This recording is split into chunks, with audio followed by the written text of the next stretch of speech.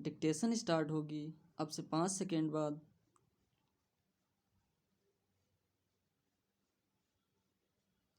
Start. कानून की परिभाषा सामान्यता इस रूप में दी जाती है कि सरकार द्वारा निश्चित सिद्धांतों एवं विनियमों की व्यवस्था करना और उसका जनता पर लागू होना। इसका स्वरूप विधेयक, अधिनियम भी हो सकता है और नीति या रिवाज भी, जो कि न्यायिक निर्णयों के द्वारा लागू किया जाता है।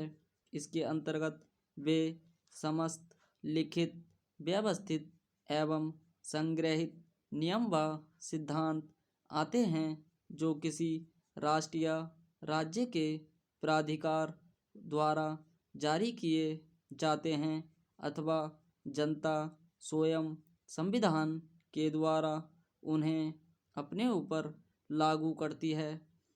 कानून की उक्त व्यापक परिभाषा से स्पष्ट है कि कोई भी समाज अथवा सभ्यता बिना कानूनों के अस्तित्व में रह ही नहीं सकती।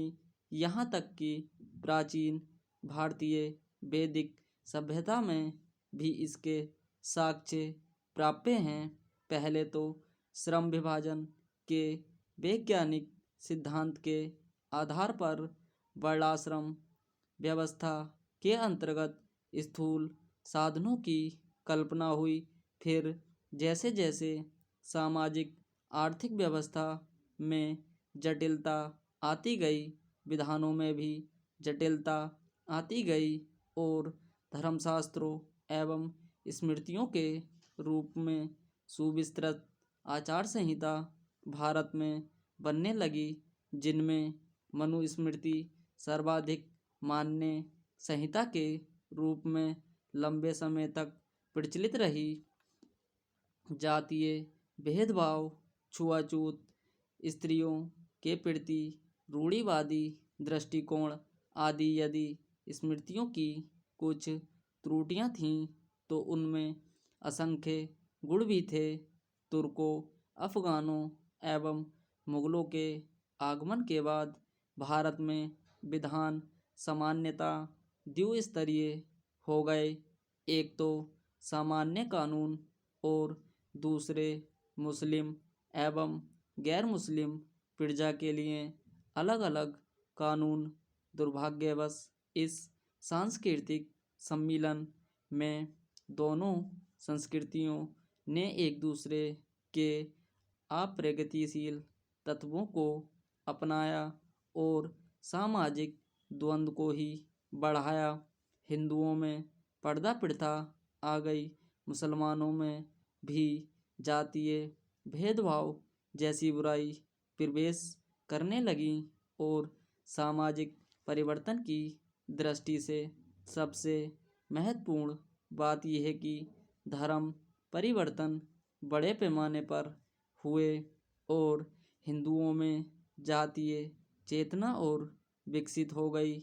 यद्यपि परंपरागत जातीय विशेषाधिकार मुसलमानों के आगमन के बाद प्रायः समाप्त हो गए।